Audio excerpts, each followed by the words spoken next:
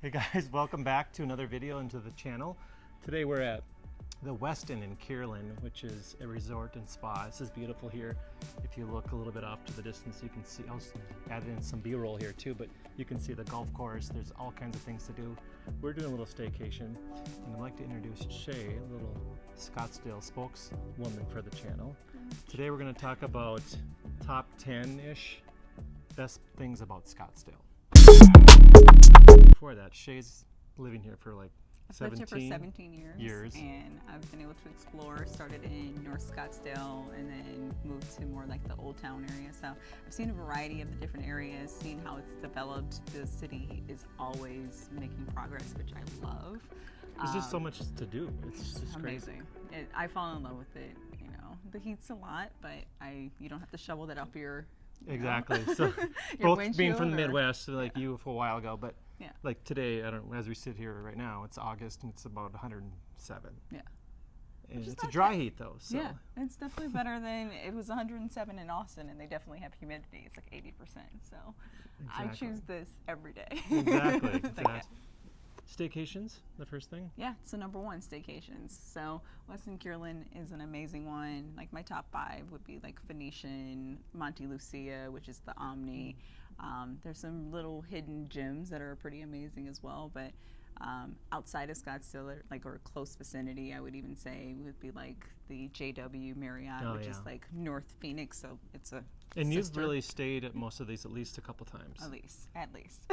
So you then again this experience and definitely is how you survive the summer. So Staycations are amazing. You're able to explore, take advantage of their pools, have that little mini vacation to rejuvenate. You can the spas, the other amenities as well. So like you have your fitness center, you have your like basically this one has 2 pools. Yeah, Most have we at were least that. Here just since yesterday, and I haven't even gotten close to half the different amenities. So tennis, on that basketball, note, last night one of the things they do, especially in the summer, is to bring people in a little bit more. Because people all leave to escape the heat a little bit, is events. So last night they had an after event, and it was a disco party. Yeah. So that's really what, hey, we should maybe get away a little bit and go check that out. And it was pretty packed. Everyone was dressed in their 70s 70s stuff. Which is pretty awesome. Not so much, but for the most part they did really well. And then they had packages to stay here and all that sort of thing. So. Definitely. So yeah, 2 would be the events. So every weekend there's something new from like basically what we did last night, which is Kierland After Dark. It's their series, and so they offer that. They probably have at least 4 events, and so from New Year's to like the summer events. So they basically spread that out so that adults have something to do as well, because Kierland's a very friendly, like a family-friendly location. So that's the thing too. So your staycations. A lot of kids. Yeah, can vary. So you have this, and then like a lot of the different hotels around Old Town are more. You can hear all the golf course in the back there. Exactly. Yeah, it's hot, but they. I don't know how they're doing it. But exactly. They're so your kids, sort of the Lazy River, great one and we for did that. Princess is right down the street. That's one of my, also, I would add that to the list as far as my top 5. So Princess is about 1.5 miles from here, and then the shuttles, right? So you can stay here, but you can shuttle to like Kierland Mall and the like, bikes. Yeah, and they we rode our bikes, which is pretty awesome. You can take just right on the corner, and there's tons of restaurants over in the Kierland area over there. So. And then it's a little further, you have Scottsdale Quarter, which is right there, and it's just biking endless. Distance. So it's amazing, like all the things you're able to do. Just being from the Midwest, we didn't have that like nice little cluster of things, and just that ability to feel like you are on vacation. Hot. Yeah. How do you do it? You suffer through. It's short term, a couple months. It's really hot. You have to plan for that if you're going to be in the area and live here. But yeah. But even like, so we jumped in the pool briefly, and that pool was like probably 70, maybe 80 degrees. Like that's amazing. It was cool, but it's so much cooler than my number 3. So restaurants, right? So yeah, there's Ocean Club right across the street. There's Tommy Bahama. There, there's Greenhouse. There's North. Like we didn't even get to go to Zinc Bistro, which is the cutest little boutique restaurant to me, because it has an Eiffel Tower in their little courtyard. Perfect when the weather like starts to break, so a great place to hit up like in like October, September mark. They have a really good brunch too, so really great spot, and something that you don't find like across the valley. It's it's actually a chain restaurant, but this one has it's called Zinc Bistro. Oh yeah, right there on the corner. So yeah, we got a chance to walk over there yesterday and walk around a little bit, really hot, but the bike ride was perfect, created our own breeze, so that was amazing. I was excited about that, yeah. But it's such a cute little, like... But one thing is, like, as residents here, most people that are here now are, I would say maybe half of them are probably just live somewhere in the area. Oh yeah, totally. And they want to maybe just take a break from this their is what day-to-day. You do before the kids start school. Yeah, so and school's starting soon, so there's all that. And yeah. Usually they run specials a lot of times too, just to bring in more people to check out the hotel. And it's a big thing resort. in North Scottsdale, especially like where like the main hotel, so Princess, JW, and Carolyn will sell out usually right before school starts. It's just basically up until Labor Day, because the rates basically start to go up too. So like ultimately you can hit it like because we'll be honest, like Scottsdale can be very high end and expensive, if you want to use that word. Totally. Eating out in the hotels and then there's we could probably touch on the bridesmaid parties, and it's a huge draw for that. We even saw one last night. So. The Airbnbs and all. Yeah, even last night in the disco, it's like you can't go anywhere without seeing the pink hat or the bridesmaid sash. So exactly. So, but it's fun. It adds to the fun of it. And like, I like that people want to come here, and we became #1 in bridal parties and bachelor parties as well. So, the fact that we are able to draw people in, it just gives you a variety. It's like, it's refreshing to me. Like, I didn't have that in the Midwest, and so that's what I love about Scottsdale and Arizona in general. The energy is here. Yeah, so I love the energy. That's something I always notice. Yeah. And number 4? Number 4. Let's talk about energy. Let's talk about the energy, right? So the energy of the city, which I talked about too. Even when I do take a break and go to California, there's something that draws me right back to Arizona, because there's a certain calmness as well as vibrance that comes with it. There's a really good balance of both, right? So, well, especially coming from the Midwest, a lot of people could migrate here, but I can notice a difference between when I go back and visit Midwest versus here. Yeah. There's just this different feel of energy. It's a little calmer too. So like ultimately the fact that we don't have the same gridlock that California has, and also it's getting more expensive, but it's still not as expensive as California. Right. There's a certain mood that I feel goes around that. Like I feel like people, we have a ton of Midwestern people and a lot of people from all over.